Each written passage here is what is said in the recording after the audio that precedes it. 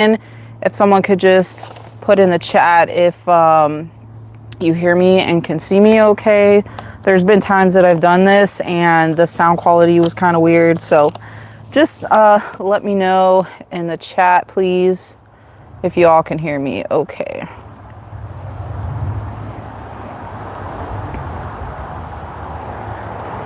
Where is the chat? They disappeared it now or changed things. 1 second, guys.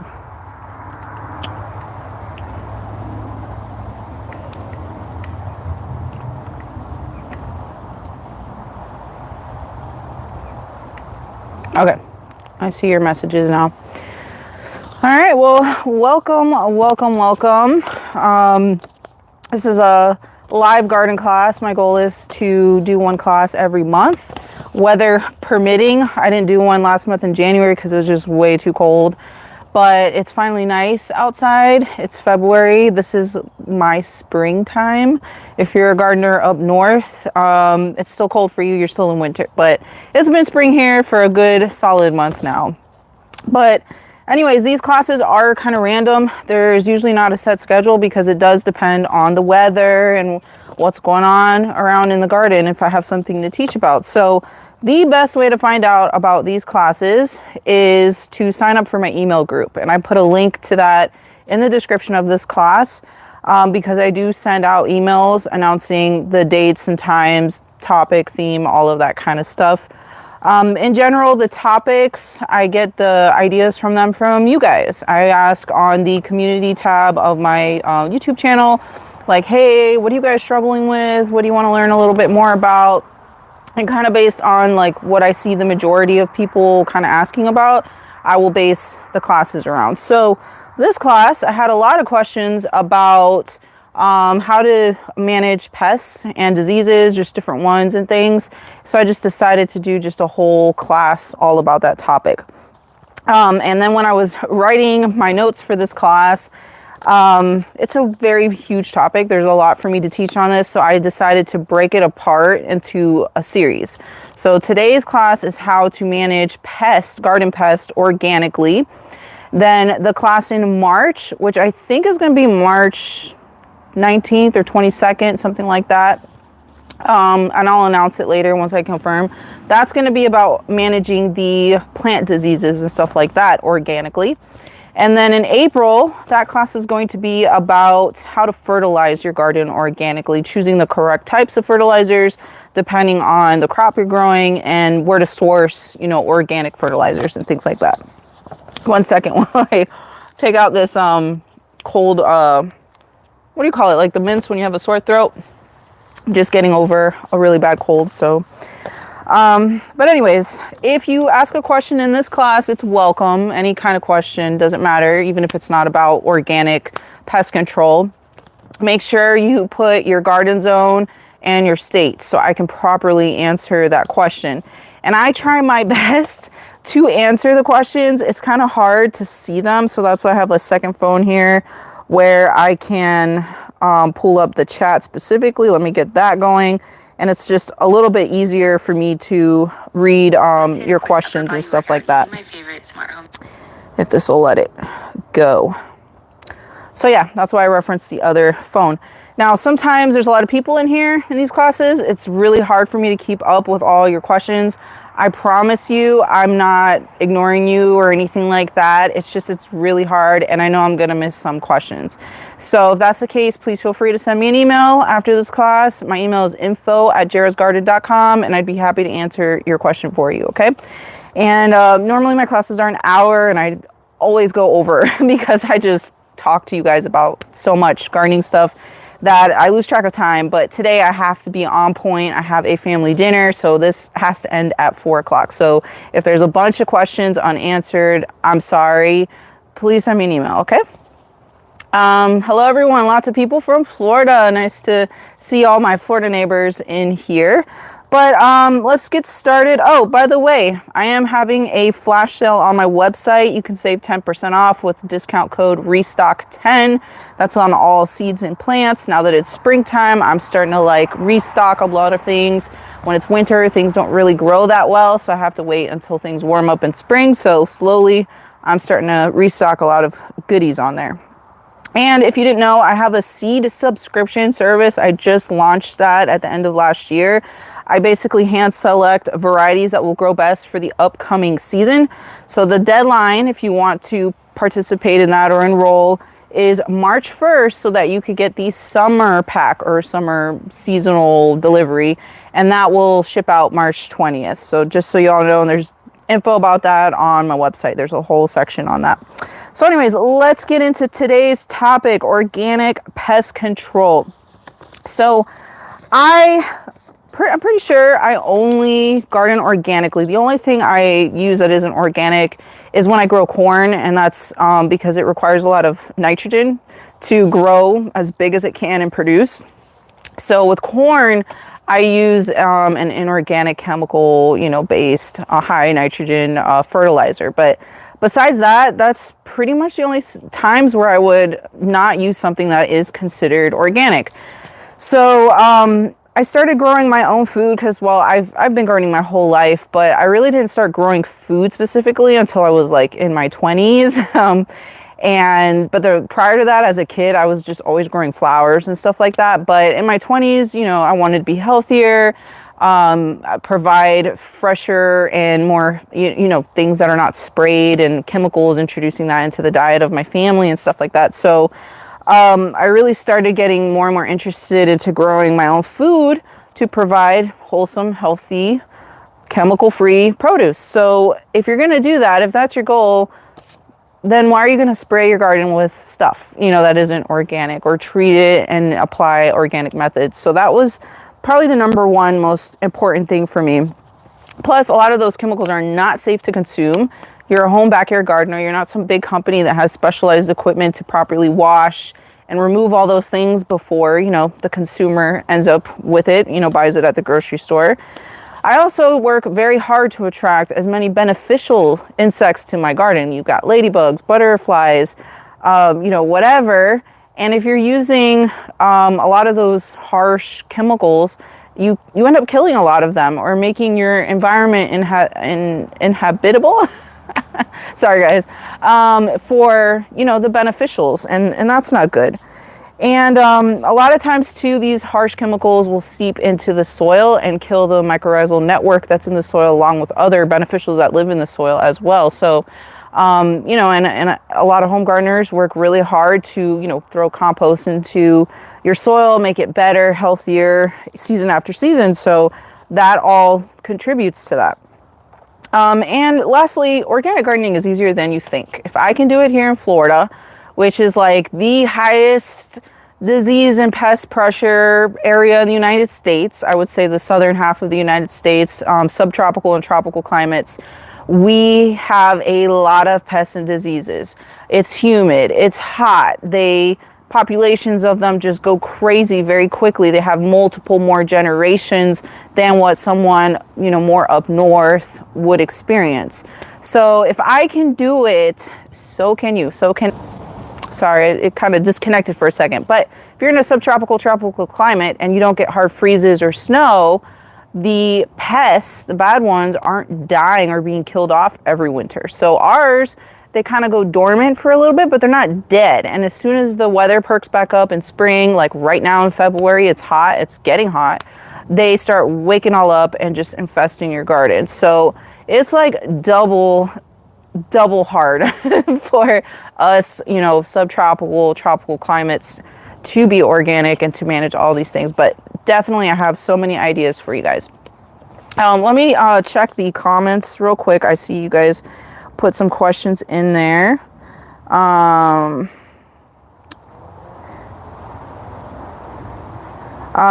What's my opinion of putting beneficial nematodes in raised beds? The application of beneficial nematodes, I personally have not tried this yet, but I've heard from a lot of other gardeners that have the bad kind of nematodes that it does help. And there's really not a lot you could do when you have the bad nematodes in your garden. There's not a treatment specifically that will like kill them and that kind of thing. It's a tough situation.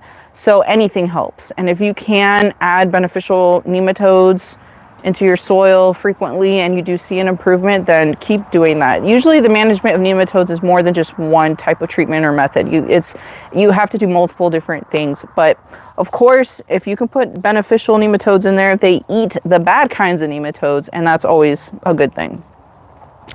FN Rob is asking, do you plant your solo cup tomatoes flush or bury some of the stem?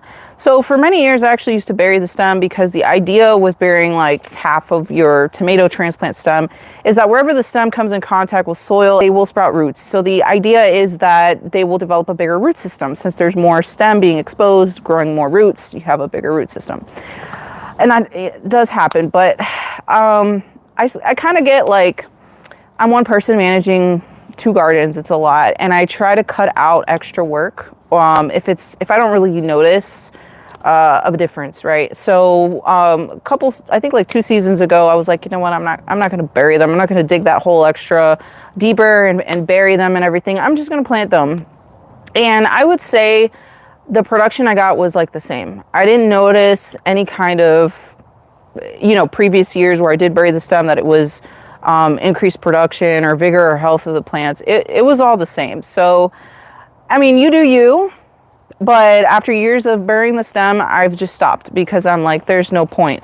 And there are some people that think when you do bury that stem, now that the tomato plant is going to take some additional time focusing its energy into producing this bigger root system, instead of growing a bigger plant and flowers and more output. So there's some people that do think that it causes maybe a little bit of a delay, actually. But I didn't notice any difference, so I just don't do it anymore. Joyful Paradise is asking, can we just transplant our plants in just compost, or don't need regular soil, vermiculite, perlite? I, for the most part, transplant straight into compost. It depends. Like if I'm growing in ground, I'm not, because my soil here is years and years of wood chips composted down. It's really good soil, so I'm not adding more compost in there. But all of my grow bags, which I do grow bag gardening a lot. You guys can see rows and rows here of tomatoes around me. They're planted in grow bags. I found that tomatoes planted in grow bags full of compost, straight compost, grow really well. That I did notice. And it's because they're very nutrient hungry plants. So if you're planting them straight in a compost, which is full of nutrients, I feel that really does help them. However, not all compost is the same. And if you're using a compost that isn't properly composted down, it takes, I don't know, a full year or even more for like a pile of compost to be properly composted down. You can actually risk burning your plants, because if it's not finished compost, it's going to sit there and continue to compost down, which is a hot process. If you stick your finger in a compost pile, it's hot, and that is not good for your plants, and that's how you end up burning them. I use the cheapest compost I can find. I find it at Home Depot or Lowe's. I think it's called Timberland brand or something. It's a white bag with yellow label. Not everyone can find this at their local hardware stores. So I don't know. I don't know why some do have it and some don't. But that's what I've used for many, many, many years. I fill my grow bags straight with that. And I've never had my plants be burned or anything like that. But I have had other people, tell me they used some other brand or something and it wasn't that good and it did burn their plants. So experiment, find brands that work good for you in your local area, and use it. I don't mix in perlite, vermiculite, nothing. I just use the straight compost. And it's also like if I have a small raised bed that I'm refreshing or adding more soil in or something, I do get those same bags of compost. If it's a bigger project where it's more cost effective to order like a huge delivery dump of soil, then I'll go that route. And most soil places have like a blend, a garden blend that's like half compost, half topsoil, and that's completely great too. And if compost is expensive, you can mix it with half topsoil if you want. Topsoil is a little bit cheaper. All right, so let me continue, because I definitely want to finish this class before 4 p.m. So if you're just joining now, I was saying that if I miss your question, please feel free to send me an email, info@jarrahsgarden.com after the class, and I will follow up with you there. So let me get back. So let's talk about strategies for dealing with pests organically. The number one thing that you can do if you want to be an organic gardener is prevention. By far. There's so many things you can do to decrease the presence of these pests in your garden and just avoid spraying or treatments as much as possible. So for examples of that, crop rotation is very important. Not only is that good for the diseases and all that linger in your garden and inhabit the soil, but pests, they like to eat. They have favorite foods like humans, right? We have favorite things we like to eat. And they have preferences. They will go after certain crops more so than another. And if you keep planting that same crop there in the same spot season after season, they learn, hey, this is where all the good stuff is, and they'll just keep attacking it. So crop rotation is important. You'll break it up every season, kind of confuse them, kind of make it harder for them to find the crops and stuff like that. Also, interplanting a mix of vegetables, herbs, and flowers instead of monocropping. Monocropping is what big commercial farms do. They plant rows and rows of the same thing, like broccoli or tomatoes or whatever. When you do that, again, you're making it super easy for these pests to come and they find their favorite food and they stay there. And they infest the entire thing and spread. By interplanting flowers and herbs, especially things that have a strong scent, you're mixing it up and just making it a little harder for them to jump on to, their favorite crop, whatever that is. Let's say it's tomatoes. You're making it just harder for them to locate all the tomatoes, and they have to, work harder and move around and find them. So that's why I will plant maybe a couple of something and then put a flower or put an herb or whatever. All these tomatoes in grow bags, I have to do this now, but they were growing here since the winter time, so it wasn't much of a concern during the winter. But my plan is to fill all of these grow bags, those empty spaces you see there, with marigolds, herbs, just direct sowing seed, transplant, like whatever I have. And that because these pests are coming. It's springtime, they are coming, it's getting warm. So I really got to focus my attention on really filling this up more with some more variety of herbs and flowers to do that. All right. So yeah, that's why, I haven't tested really like basil and tomatoes, but I have tested growing tomatoes surrounded by French marigolds, which have a strong scent. And I did not have to spray at all for any worms that season. I was impressed. I was like, I really feel like this actually works. And the thought around that is that strong smelling things like marigolds and herbs, the thought is, I don't know how scientifically proven this is, but this is what, gardeners for eons have said. Pests locate their favorite foods through smell. So if you put a strong smelling plant like a marigold or an herb or something, it confuses them. They have a harder time finding the smell of their favorite crop. So that's kind of the idea behind that. If you're a scientist and you know this for sure, please let me know. I would like to know if that's backed by research, but at least in my experience, I have noticed it actually working with marigolds. So, but anyways, okay, so where are we here? You also want to plant things that attract beneficial insects because they're the ones that are going to eat the bad ones. For example, ladybugs, they will devour aphids if they find, a patch of aphids on your plants or something. Most likely, if you inspect a little closer, you will find some ladybugs there. So I barely ever treat for the aphids, and I'll get into that in a little bit there, which is kind of contradictory to what a lot of gardeners say. They're like, spray them, knock them off your plants, all this.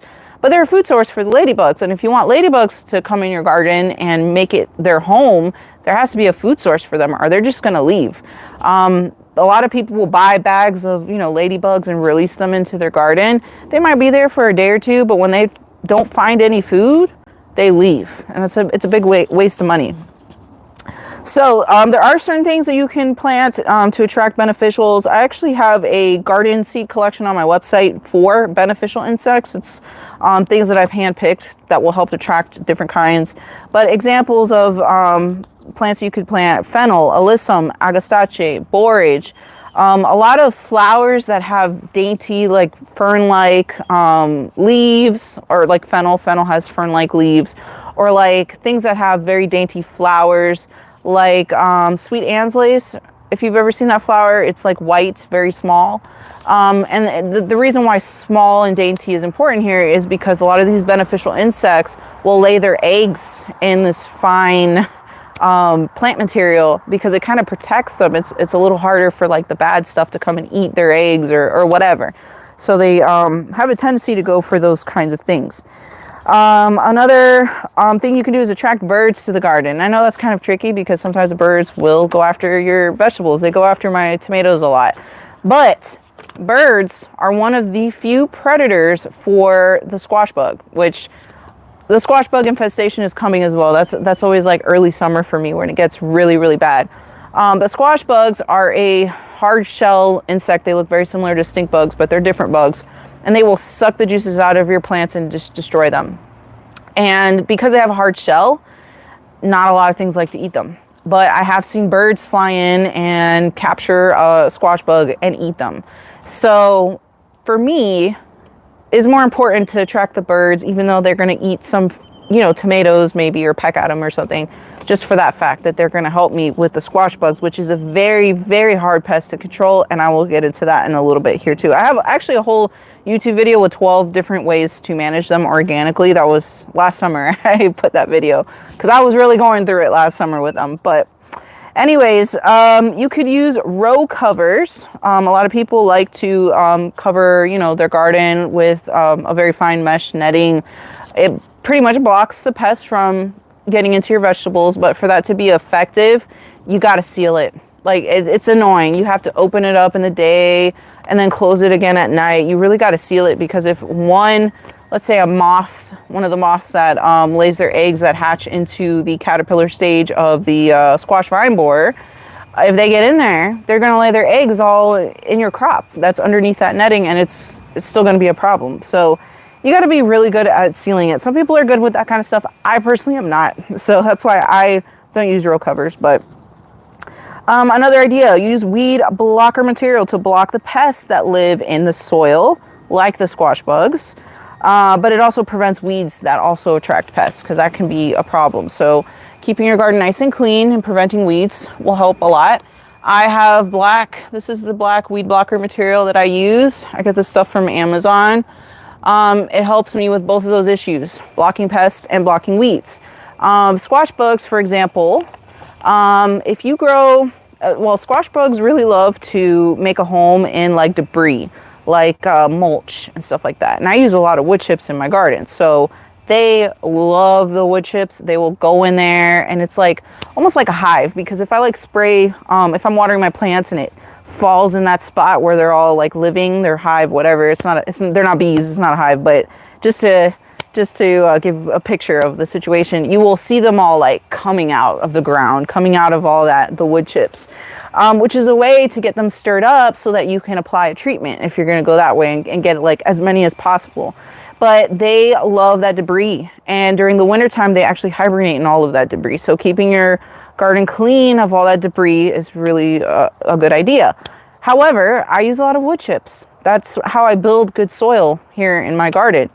So I'm not going to like get rid of wood chips, but I put this weed blocker material over the surface of the wood chips, and then I'll burn a hole through it and then plant my squash plants in there so that the vines will spread and ramble and grow over the top of the weed blocker material, which is kind of keeping them off the ground, or like making them not have direct contact with the ground where all those bugs and pests and everything live. And so it does help reduce the incidence a little bit. It's not impossible. It's not like you're never going to get squash bugs anymore. But it does, again, if their home isn't right underneath that plant, underneath the squash, then it's harder for them to find the squash and get on them and that kind of thing. So, so another thing, similar, vertical gardening as much as you can, because that picks up the plants off the surface where all these pests and diseases live. And it also helps improve air circulation. And it also makes it harder for pests, especially the worms, to hide. If there's a lot of foliage and it's all like on top of each other, those worms hide in there real easy. And then if you're spraying treatments, you're not going to get any of the worms because they're hiding and they're protected. So by using vertical gardening as much as possible, you're opening up that plant, making it harder for these pests to get on them, stay on there, and that kind of thing. Good garden hygiene. I already mentioned that. Removing debris, which is a home to lots of pests, and they overwinter in that debris. Planting at the correct time of year. Super, super, super important. I see all your questions, guys. I'll get to them right after I finish this point. Planting at the correct time of year. When the pest pressure and everything is just naturally down to begin with. So I am not going to grow squash unless it's like a super tropical type of squash, but like the traditional squash and zucchinis and all that kind of stuff in the summertime. Specifically zucchini. It's a kind of, sorry guys, this is not working for me here. Okay, I got the chat now. But zucchinis, everyone loves to grow zucchini. It's a very productive squash. I'm not saying don't grow it. I'm just saying grow it early spring, like as early as possible, before all the pests and stuff wake up from their winter dormancy and then start infesting all of it.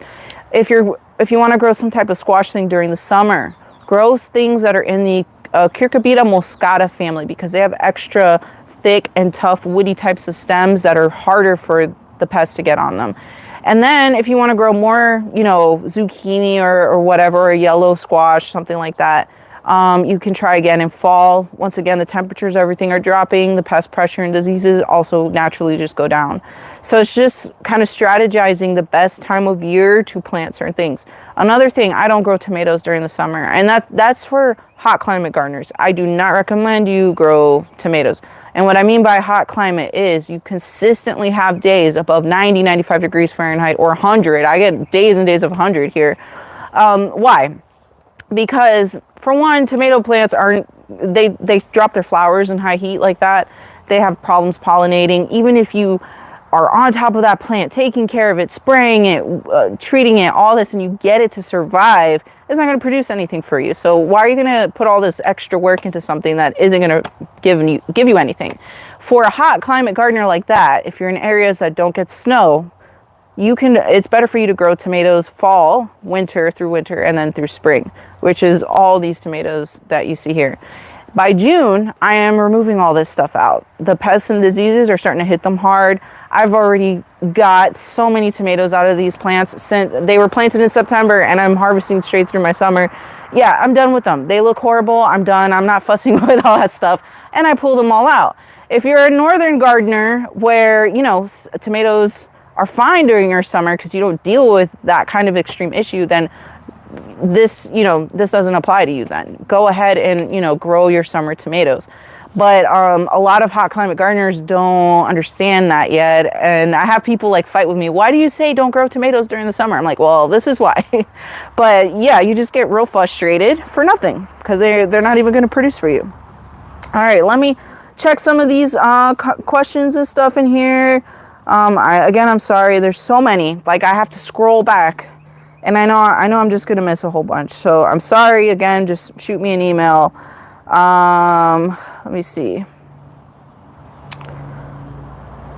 Is the neem oil the best way to get rid of whitefly? I have a section about whitefly I will be getting into in a second. And just a general discussion on neem. I don't like neem, but I'm a hot climate gardener. So oil-based treatments will actually burn my plants. And so I have alternative things for that, which I will get to in a bit.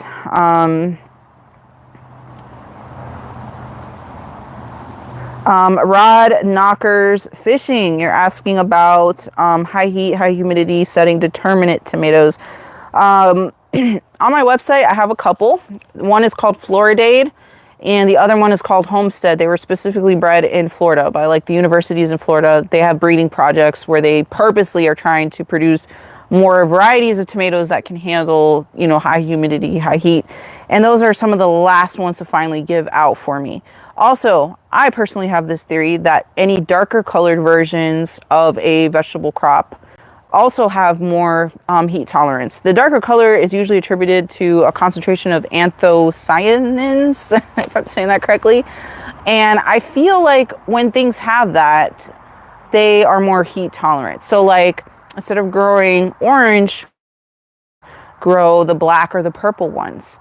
Instead of growing traditional red tomatoes, maybe explore some of the ones that are considered purple, black tomatoes. And I have tons of those on my website because I do like to experiment a lot with those. So that's my recommendation there for selecting the heat tolerant stuff.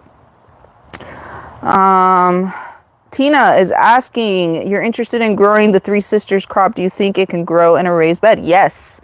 Yes. So Three Sisters gardening is when you plant corn. So it gets really tall. And you plant like a vining bean that will vine up the corn stalks. And then underneath you direct sow, transplant, whatever, like squash or even melons. Just some kind of vining crop that will spread and that will cover the ground surface and prevent weeds from coming through and also lock in moisture in the soil. So that combination is awesome. You can do that in ground. You can do that in a raised bed. You can do that in grow bags. It doesn't matter. Like seriously, it's just the combination of those crops together. But yeah, you can grow corn and all that, even in a grow bag. If it's the tall varieties of corn, the ones that get over 6 to 8 feet tall, those have massive root systems. So you do need, if you're going to go in a grow bag or something like that, they need a big one. Okay, that's the only thing. But yeah, you definitely can do it in a raised bed. La Hierba is asking, what variety of squash have you found to be the hardest against the squash vine borer? I mentioned it a little bit earlier. C. moscata, Cucurbita moscata group. That's what you want to focus on if you have squash vine borers. Squash vine borers are real tough, and I have a whole section about them here I'm going to get to in a bit. But C. moscata type squash. You got Seminole pumpkins, calabaza, butternut squash. I can't think of any more off the top of my head right now, but there's a lot of them. Their stems are more woody and they're not hollow like regular zucchini. Let's say if you've ever grown a regular zucchini plant, if you notice their stems are pretty hollow. So when the squash vine borer gets in there, it just cuts the whole plant off from nutrition and everything. It just kills it. It's hollow. It's weak. It's soft material. C. moscata has more woody stems and a lot of them aren't hollow. They're like wood. I don't know how to explain it. So if a squash vine borer bores in there, it's harder. I'm not saying you will never get squash vine borer. I'm just saying it's harder for them to infest that crop and might take a lot longer, which means more chance for you to actually get to harvest or harvest something before, that happens. But I'm going to go through squash vine borers a little bit more in depth in here in a bit. And I do have a bunch of C. moscata seeds on my website as well. And I'll repeat it again through Monday. From now through Monday, you can get 10% off using discount code RESTOCK10. And I put that in the description too if you just want to like copy paste it on the website. Cindy, do you start treating your plants when they are small or wait until you see the pest? So basically, do I do prevention treatments? No, I don't. I don't waste chemicals or time and all that doing preventative things. What I do is early detection. So I highly encourage you should be walking through your garden every day. Every day. I do because I enjoy it so much. I'm out here all the time. And you will notice as soon as something is starting up, a pest, a disease or whatever, and knock it in the butt before it gets out of control. And that is the best thing in my opinion. Like even though I use organic chemicals, and I'll get into them in a second, I still don't like to use them any more than necessary. I still don't like spraying stuff in my garden. So I'm not going to do it unless absolutely necessary.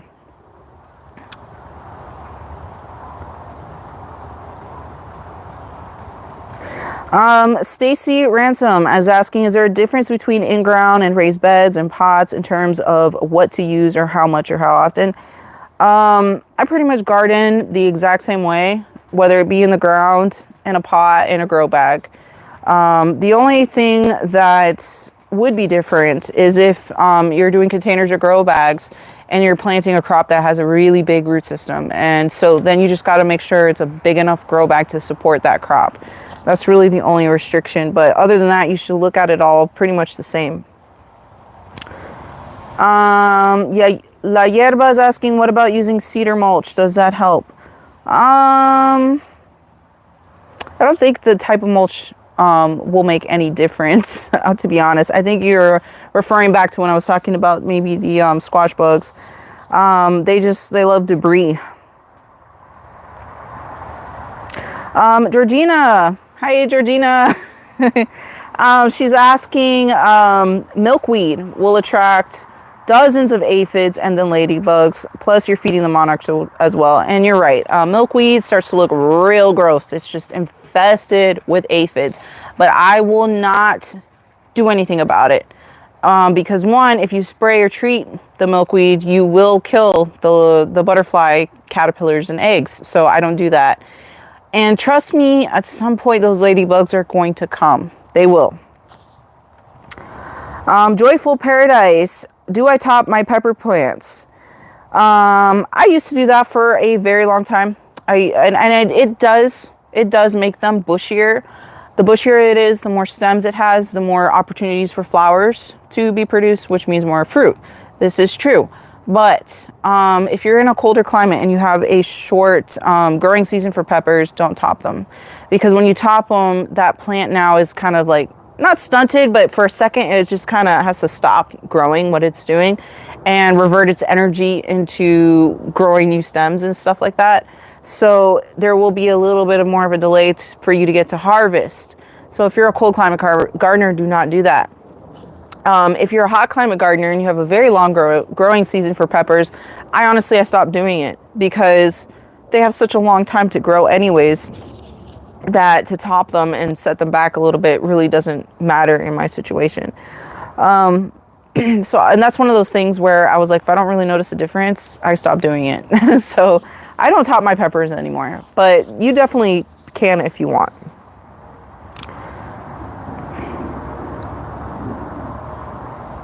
La Hierba is asking a really good question about squash. Would it be better to let squash sprawl on the ground rather than trellis so they can root new stems and survive even if the main stem is infected by squash bug?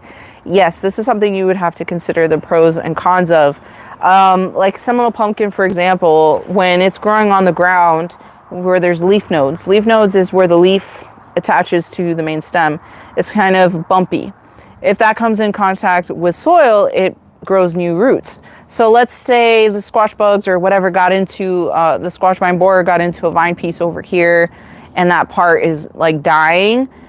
The root area, whatever, is its own plant essentially, and it will keep growing that way, if that makes sense. That is true. That definitely is true. In my garden, I don't know why. I'm in Orlando, Florida. I don't have a problem with the squash vine borer. So for me, I will try to vertical garden as much as possible with the smaller types of squashes, like Seminole pumpkin. I grow that vertically because I don't have squash vine borers here, or at least I've not noticed it. I'm not sure. And I don't know how that's possible because I have everything else. And I know that they're definitely a Florida thing too. I guess I'm just lucky. I don't know. But for me, then I go ahead and I grow them vertically. But if you are struggling with the squash vine borer specifically, it might be a good strategy to purposely plant it on the ground. If you see those leaf nodes, throw some dirt on it, encourage it to like set more roots. All right, guys, so many questions. I don't even think I got through half of them, but I have to continue with this class because I have to finish at 4, okay? So anyways, we talked a little bit about preventing the pests to begin with before you even have to get to the point of having to spray with something. But now, let's say you've done everything you can, but you got something. You got some sort of a pest. You couldn't prevent it. Everyone gets them. I get them. I battle with them all the time. My garden's not perfect. I'm not a master gardener. I didn't go to school to learn gardening or none of that. I just been doing it my whole life. I'm a normal person like you guys. So if I can do it, so can you. But anyways, I do get stuff. So how do you go about figuring out what you're dealing with and the proper treatment? First, start if you can.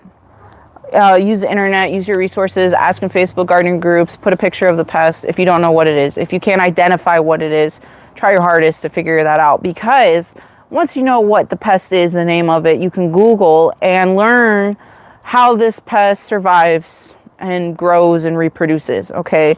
You want to study what it eats. What are its favorite plants that it likes to eat?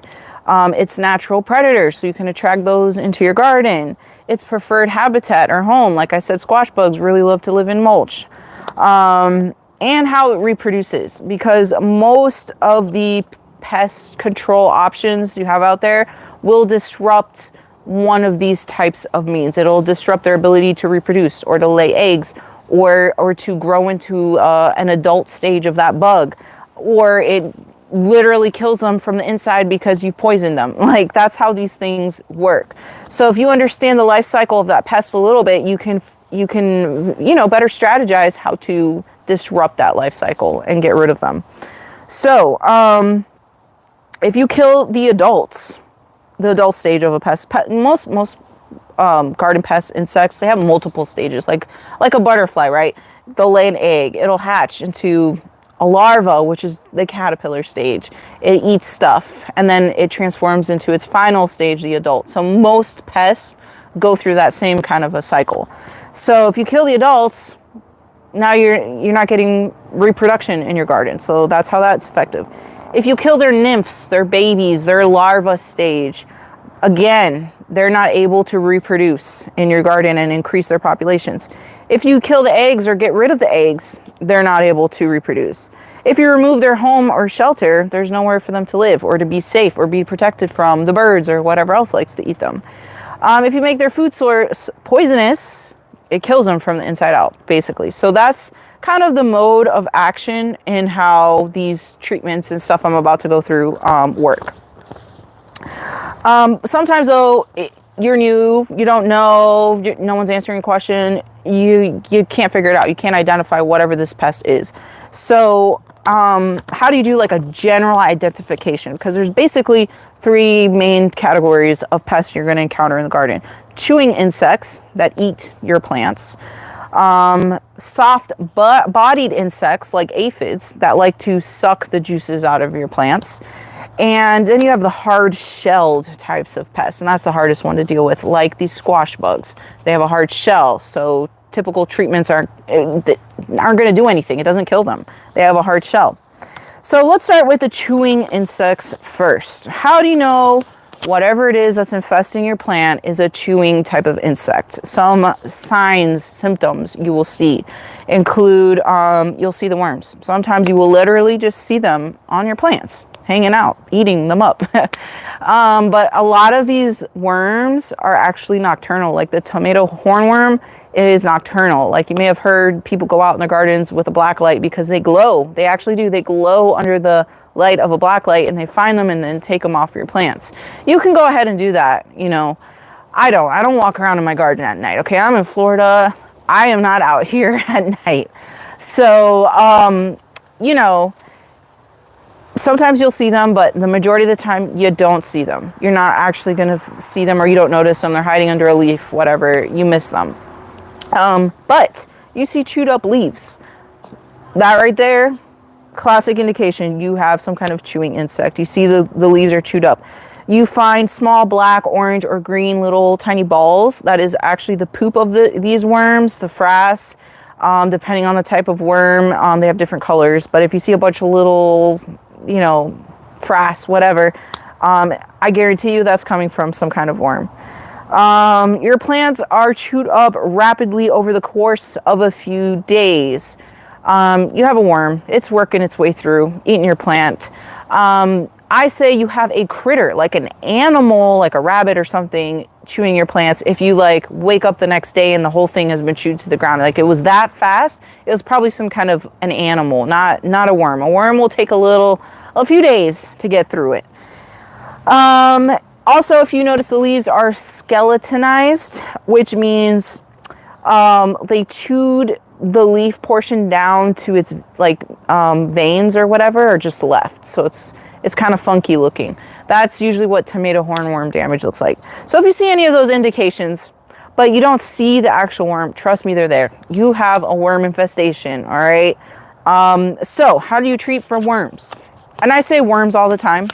And some people get upset because worms live in the soil, right? You got earthworms and stuff like that. These worms, the tomato hornworm and all that, they are the caterpillar stage of, most of the time it's like a moth or something. So the correct term is caterpillar, but I still say worms, and a lot of us still say worms. So if you hear me say worms, that's what I'm referring to, okay? The caterpillar stage of some moth, whatever. If you have this, the most effective treatment is to poison their food source. So you're going to spray the plant leaves and then when the worm eats it, they're consuming the chemical and it disrupts their digestive system and it kills them very fast. So my preferred treatment for worm damage is BT, which stands for Bacillus thuringiensis. It's an organic treatment. It's a bacteria spray basically, and when they eat this bacteria, they die. It kills them. It's very effective. It works very fast. I love using BT because for one thing, I repeat, if you use a thing like BT, it doesn't kill bees, okay? Bees don't chew the leaves. They're not ingesting this stuff. So it's pretty safe. It's a pretty safe substance to use in the garden. It's not really going to kill other insects unless they eat the thing, okay? So I like BT. It also washes off plants pretty easy. I don't know the exact how many days it takes for it to deteriorate and be off your plant leaves, but it deteriorates really fast, and it's pretty water soluble. So if it rains, it basically assume that all the BT you sprayed on your plants is gone. So it's quick, which is important because if you're like growing lettuce, you want to eat the lettuce leaves, you don't want to eat BT. So my first course of action is to use BT spray, and I'm going to go through all of the treatments I use. Everything is listed in the description of this video with links, so you can find the same ones that I use in my garden. So I really like BT for pickle worms, also called cabbage worms. They're green. They have like white stripes on their back. They love to eat cabbages, kale, brassicas, stuff like that. But sometimes there's here's my dog, okay? So if you hear whining, it's my dog. Sorry about that, guys. Teddy, he misses me. There are some worms that are harder to treat than others. Hey, I feel like he's trying to take the mic off for me. He's like, stop the class and pay attention to me. He's getting dirt all over me. But anyways, there are some worms that just are slightly tougher to kill. Like tomato hornworms, those things are tough. And corn earworm. So if you ever grow corn, the corn earworm will start boring on the outside of the corn ear and make its way into the corn ear or wrapping, whatever. And then it's really hard to treat for it because they're protected. They're inside. So this is why prevention and early detection is important, because if your corn gets this worm and you noticed it right away and you sprayed it with spinosad is what my dog keeps knocking the tripod here. Spinosad is kind of like BT, but it's not a bacterial spray. It's some other natural derivative chemical. I don't know the name of it, but there's a car going by. Spinosad will kill chewing insects. Sorry, guys. Spinosad will kill chewing insects the same way when they eat it, but it also kills soft-bodied insects on contact. So it's kind of double duty, and that's why it's slightly stronger, in my opinion, than like BT. And that's why I use it for like things like tomato hornworm and the corn earworm. You want to kill those things right away, and they're extra tough too. So trust me, as soon as this stuff touches them, they're dead. They die super fast.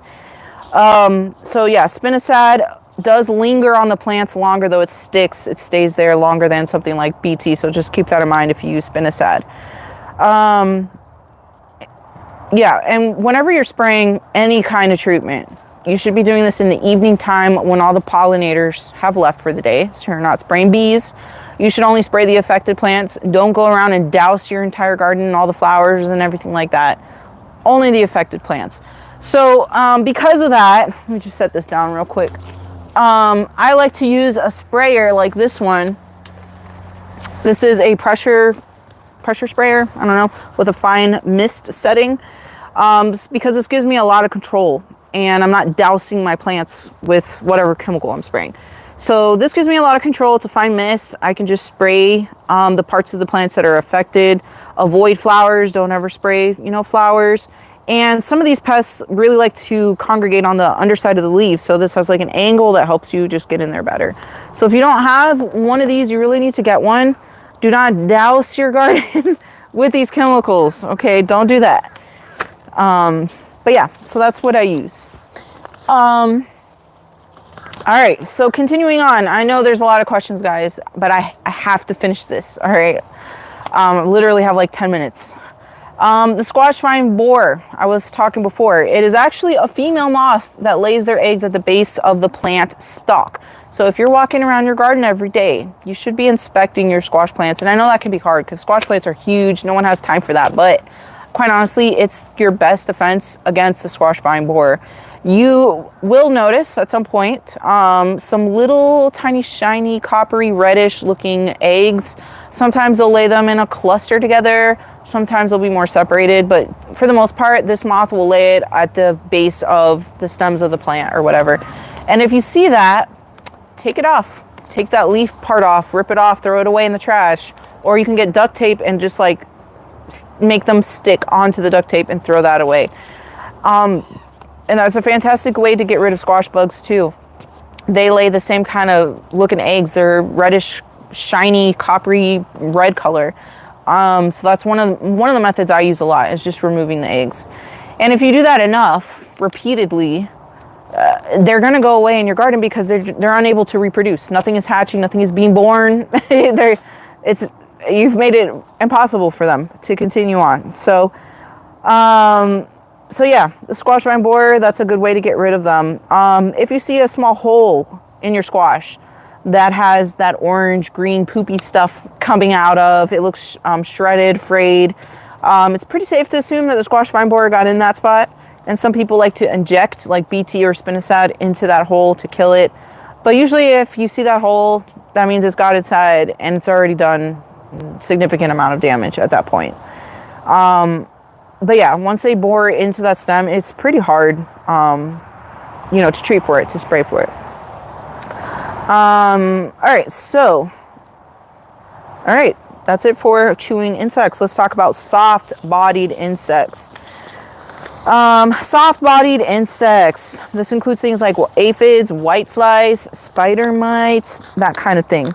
The most of these, the way they feed or destroy your plants is by piercing them and sucking the sap out of your plants.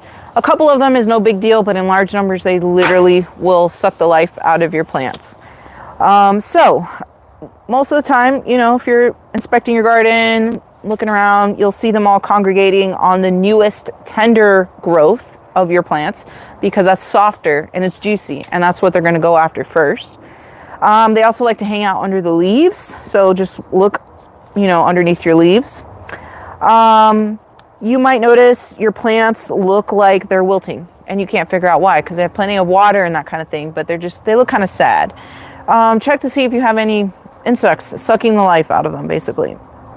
The leaves are sticky, or you notice black sooty mold. So this happens a lot on fruit trees. You might notice on the stems like a black kind of powdery looking substance. So when there's a really bad infestation of aphids or scale is another insect here. Not a soft-bodied insect though. That's a hard shell insect, which I'll get into in a bit. But scale, both of these insects will secrete a sticky kind of substance, and that kind of coats the stems. And then this black sooty mold is a mold, and the spores of that mold, whatever, get into that sticky substance and it grows in it and that kind of thing. So if you notice those kinds of things, you got something going on. So there's definitely some kind of infestation. Upon close inspection, you might even notice tiny little insects. That's especially the case for the spider mites, which are basically microscopic little spiders. They're hard to see, but if you take a close look, you'll notice them like moving around. Or like if you go check your garden early in the morning before all the dew has evaporated, you'll see little water droplets like in their fine webbing, and that is classic sign you've got spider mites. So yeah. Another thing you might notice is a bunch of ants just like crawling up and down the stems. Ants like to farm aphids. They like to eat the sweet substance that aphids secrete. They eat that stuff. So they've learned to farm aphids. Ants will farm the aphids. They will protect them. So like ladybugs can't attack because the ants are protecting them. They'll move them around, keep them safe, all that kind of thing. So if you see a bunch of ants on your plants and that has aphids, then you got to treat for the ants. You got to stop that aphid farming that's going on. So I like to get these little green bait things. They have like a little stake at the bottom. You can get them at any store and just start putting them around. If you have like fire ants, but it's usually not fire ants that are farming aphids. But if you've got a bunch of ants, there's fire ant granules. It's kind of expensive, but it's the only stuff that works. My husband used to be in pest control, and that's like the only treatment for fire ants. So you just spray this stuff around your garden, and that will help control it. But anyways, soft-bodied insects. You notice all these signs. You may or may not see them, but you see these signs. The treatments for these types of insects. Organic insecticidal soap. I actually have all these treatments right here. I haven't been showing you guys. This is spinosad that I mentioned before. Spinosad right here. These are all liquids. You pour into mixing at a certain ratio with the water into your sprayer that I showed earlier. But this is spinosad. And then this is organic insecticidal soap. So this is actually kind of an oil-based looking soap thing. But this coats the soft-bodied insects, it kills them, and also kind of suffocates them. So that's how this works here. And spinosad, back to the spinosad, kills soft-bodied insects on contact. So I really like to use this for the harder soft-bodied insects to control, like whiteflies. Those things are horrific. I hate whiteflies. And the spider mites too. Spider mites are just, they never want to go away. Okay, they take, it takes multiple treatments, and you have to stay on top of it and be regular to like disrupt their life cycle and for this stuff to be effective. So you got to stay on top of the treatments. And then another idea is diatomaceous earth. I don't have that here, but around me, but anyways, but it's a powdery substance. Sprinkle it at the base of the plants that you see are being infested by like aphids or even slugs, snails, that kind of thing. They're soft-bodied insects as well. So it's a fine powder that when these insects touch it, it like cuts them up. It cuts them up, opens their bodies up, they die, or it dries them out and they die. So that's how that works. And it's completely organic, food safe, biodegradable, all that kind of stuff. The only thing is diatomaceous earth is annoying if it rains a lot in your area because it literally just keeps washing away and you might have to like keep reapplying. But that's, you know, an idea for you. And typically all these ideas I'm giving you, all these treatment suggestions, typically it takes multiple of these methods, you doing these multiple, it takes you, oh my God, I cannot talk. You have to, it's not just one treatment or one method. It's a combined effort of multiple of these things in your garden to be able to do this. Usually it's not just one thing and that's the final thing and you're done. It usually is all of these things working together and helping you out to control them. All right, now people were asking me about neem. I have some neem oil right here. If you're going to use neem, please go to the Rusted Gardener. I bought this a couple years ago, but he sells this. The Rusted Gardener is a huge YouTube channel here too. I follow him. But he sells this neem because not all neem oil is the same. The active ingredient is missing in a lot of like basic neem, whatever. Not all neem products are good and have enough of it, but his does, and this is good stuff. However, I bought this years ago and started using it and just really struggled because of the high heat in my garden. It literally this is an oil-based products will burn my plants, and I've had that happen. So I have a tendency not to use stuff like neem. Not to say this doesn't work for other people, like especially you gardeners more up north and that kind of thing. So neem, it's an oil, it's some kind of derivative. It works by suffocating the insects. You basically coated them in oil and sorry guys, my dog. You've coated them in oil and they cannot breathe. So this is really good for hard-shelled insects that don't die from contact. You have to literally suffocate them out. And it also kind of repels insects too. So that's the mode of action for neem. For the aphids, soft-bodied insects, I was mentioning earlier, I really don't like to treat for aphids because more likely, you will notice ladybugs all over that area as well. They are eating those aphids up.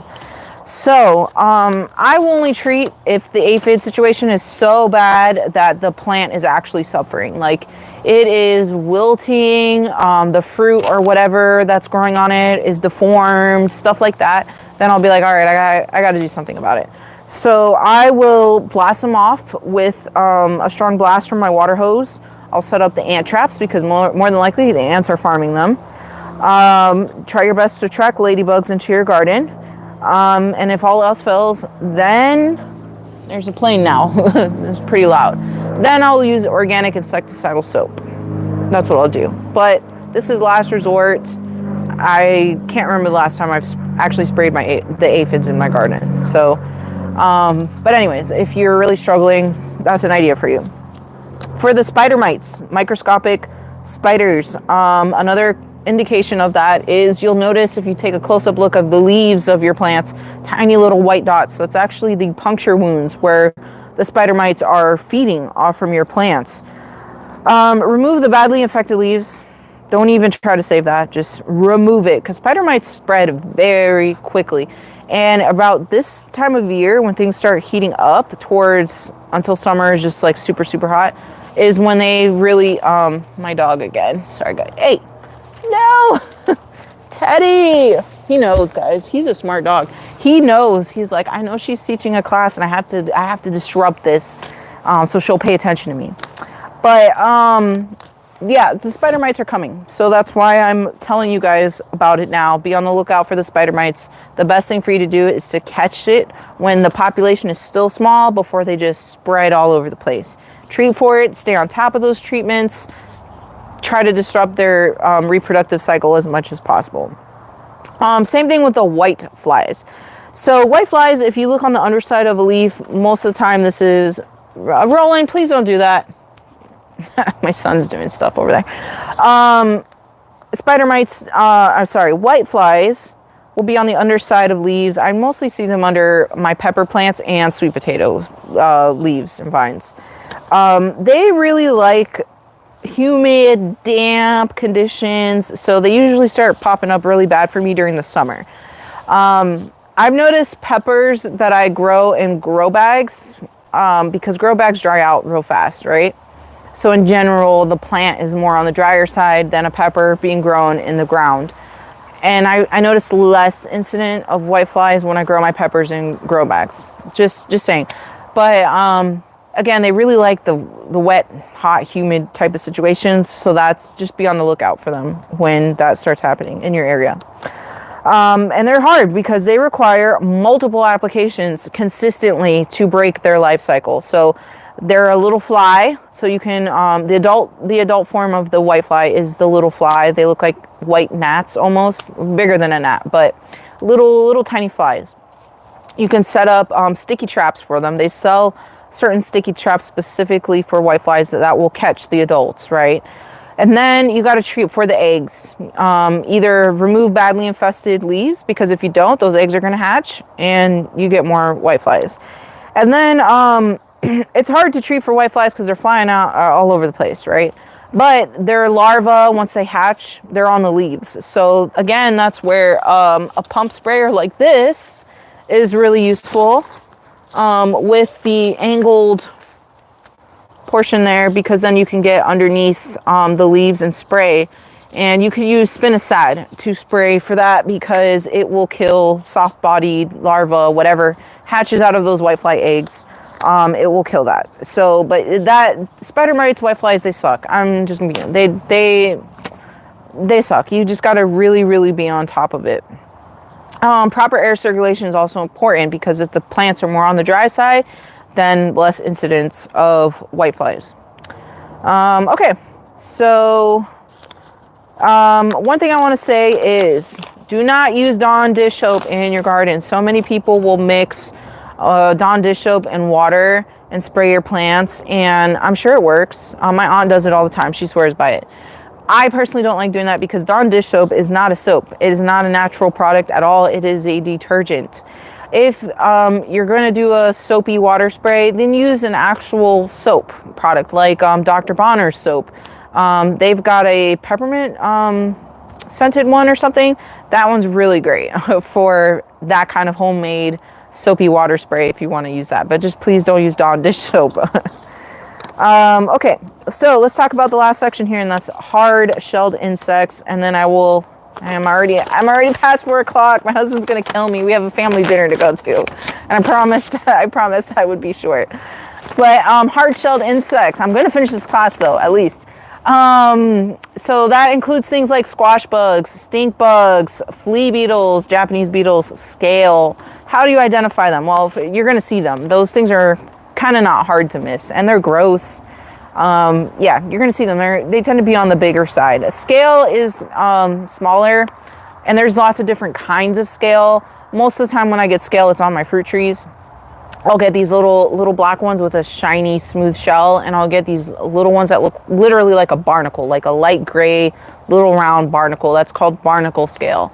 In large numbers, they literally suck the juices out of your fruit trees and introduce a lot of diseases as well. So that's why they're not good. But anyways, hard-shelled things. You might notice your plants are wilting because they are sucking the juices out of your plants. You might notice the plants are yellowing because whenever these types of insects pierce your plants, they introduce diseases into your plants, especially for the squash and cucumbers. Just like if a mosquito bites you and all of a sudden you got transmitted with some kind of malaria or whatever. Same kind of thing happens with your plants. So that's why these insects are not great. And you might notice a lot of clusters of like eggs on the underside of the leaves, like squash bugs. They'll lay like 20 to 30 a cluster of eggs, and they're reddish, coppery, shiny brown. You can't miss it. Like, they stand out on the plants if you're looking. So if you see this kind of stuff, you have a hard-shelled insect of some sort. So it's hard to treat for them because the adult stage has a hard shell that protects their body. So if you're spraying with something that kills on contact, my dog again, he's the biggest baby. Teddy, please. It's not going to kill them, right? So things like spinosad aren't going to work. Diatomaceous earth is not going to work because that only cuts up soft-bodied things, and these are not soft-bodied things. You're better off killing their larvae or their nymph stages before they become the adults with the hard shells. So in this case, spinosad, diatomaceous earth would be effective because those are soft-bodied things that haven't developed their shell yet. Another mode of action, you can kill the adults by using a pyrethrin-based treatment, like Monterey Bug Buster O. I don't have this one here to show you, but it is on the list in the description. And that is considered an organic product. Pyrethrin, I think, is some kind of extract from things like daisies or something in the daisy family, something like that. And that will kill on contact, and it will kill the hard-shelled adults. I don't really use it that often though. I don't know. I have mixed reviews. Sometimes it works, sometimes it doesn't. I don't know. But definitely give it a try if you're really struggling. Another mode of action to kill these hard-shelled insects is to literally suffocate the adults, their nymphs, and the eggs with neem oil or horticultural oil. And this works very well on scale. It's probably your only treatment for scale, actually, is just continuous horticultural oil applications on your fruit trees. If you're in a hot climate, you would do this during the fall and winter. And then once it gets too hot, you can't do it anymore. But it's a good preventative for treating your fruit trees during the winter with horticultural oil to suppress and knock down and reduce the amount of scale and whatever pests are there in their eggs that are hibernating for the winter, so you have less of them in the springtime when things start to wake up. Another way to get rid of them is just honestly hand picking them off your plants, which I know is really gross. I wear gloves because I don't like touching them, but sometimes you got to do it. Like, sometimes there's just too much.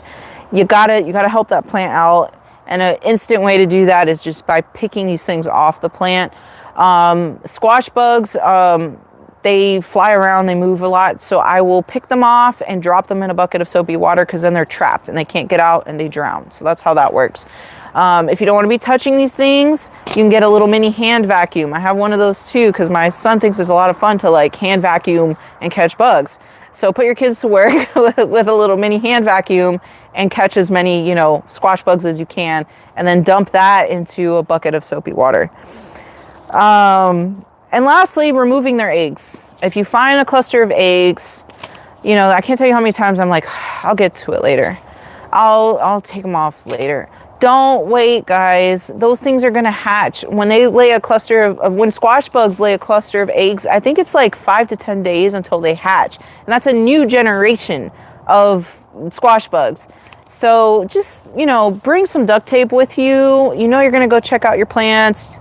You know, you might see some. Bring the duct tape with you and be ready. So that way, if you see them, you immediately take them off, or remove the whole leaf or that little section of the leaf and put it in the trash. Don't throw it in your compost pile or on the side of your garden or something, because those eggs are still alive and they're going to hatch and then they're going to come back. So put it in the trash. All right, guys, I got through this super fast, or as fast as I could. By far the most important thing I want you to get out of this class is early detection. Treat before the population gets so much and spreads all over the place. And, you know, put into practice all the ideas I gave at the beginning of the class of just general good garden hygiene and that kind of stuff to reduce the numbers of these pests to begin with. Don't forget to check out the description for links on all of the products that I mentioned, so you guys can find them. Also, the discount code for 10% off all seeds and plants on my website through Monday. Restock 10. You got to enter that in at checkout, or it's not going to apply. And yeah, thank you everyone for joining me today. This is a series because I have so much information to give about organic pest control. So this class was about pests specifically, how to treat for them organically. Next month's class is going to be organic disease management. So that'll be the topic there. And then in April, I plan for that class to be about organic fertilizers and that kind of thing. So you get the full circle of everything you got to know about organic gardening, because if I can do it here in Florida with my crazy pest and disease pressure, you can too. And guys, I have to go. I think there's a million questions in there. I can see it like scrolling here. And I'm sorry, one of my favorite things to do is to answer your questions, but I just can't today. So please feel free, you're not bugging me. Send me an email with your question, all right? I will get back to it as soon as I can. Don't message me on social media, like on Instagram or TikTok. I don't look at that at all. It's too much. It's too much for me to keep up with all that stuff. Send me an email, info@jarasgarden.com, okay? I promise I'm not ignoring you. I just literally don't have time today. But thank you so much for joining me, guys. Good luck. Stock up on these treatments that I mentioned, listed in the description, so you're ready.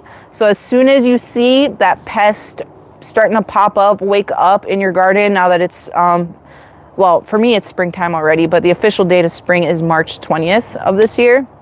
But if you're in Florida, it's spring already, okay? So have all of these things in stock. So as soon as you see it, you have what you need to take care of it and spray or whatever right away. I can't tell you how many times I didn't have something and it was like 3 to 5 days before I had time to go to the store and find some. And then by then you just gave that pest additional days to work and eat up your plants and populate your garden. So try your best to just always have this stuff on hand, okay? Thank you so much, guys. Thank you so much for hanging out with me today, and have a great rest of your evening.